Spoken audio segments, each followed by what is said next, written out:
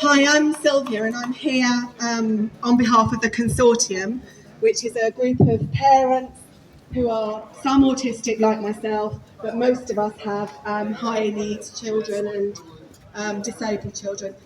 What I'm finding really upsetting at the moment is they always go for the vulnerable, don't they? Because we cannot fight back. And it's so upsetting. I mean, if you look what's going on, if you look at the assessments they're doing for education and healthcare plans now, they are so narrow that you cannot get a plan that meets your child's needs. Everything, you go to Sendias to get support, and it's not equitable because they will only help certain parents. I went to a rally recently and asked them, I said, what are you commissioned to do? And they said, we are commissioned to support parents. And they said, yes, we'll support you because you're autistic. They wouldn't support a worn out SEND parent who is part of my team because she's not autistic. It's not equitable. So they may now be commissioned at the baseline, but when you look at what our local authority spends on defending against provision, it's disgusting. Our children are, many of them, out of school because they are being shoehorned into provisions that cause them trauma. And if you are unable to pay for independent assessments, your children have no chance because the local authority wants everybody in generically funded and generic provision because it's cheap.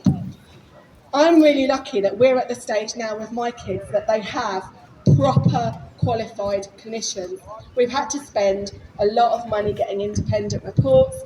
We've had to be very lucky that we've got some great NHS people and some good local authority people supporting us, but we've had to fight for years. And I know families that children have no chance. The whole thing in our society now is you want us to be independent. You want us to live our best lives and the best we can. But if you're not giving that support from little, and if you're constantly gatekeeping against provision and defending against robust person-centred collaborative support, what you get are broken children that become broken adults and are always going to be a cost burden on our society, which is how we get told we are.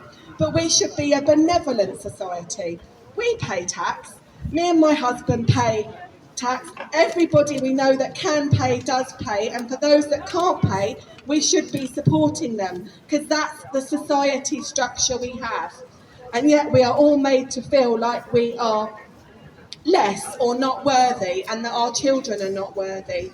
It's completely reprehensible what's going on. We have local parent carer forum that is compliant to the LA in our opinion, that is now supporting travel cuts, and they're saying that they are having a consultation. Well, why has Selly Oak Trust School sent out a letter saying this is happening from September? So it's not a consultation, it's a done deal in my opinion by a compliant PCF and a local authority that just wants us to fit in with what support they want to give us, not the support that our children need to be safe, and we're talking safe here, our children need safe access to education.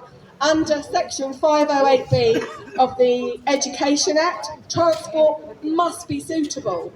Under the Children and Families Act, if they're unable to deliver the section F, they are breaking that, so they are breaking the law. So if your children can't get to school, the local authority is breaking the law, but they constantly chuck, in my opinion, unlawful policies at us to stop funding and stop provision of care.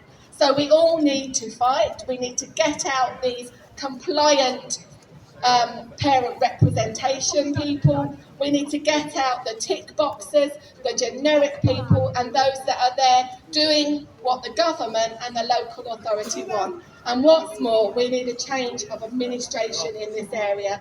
They've been in too long, and it's jobs for the boys, in my opinion. Thank you for listening to me. Brilliant.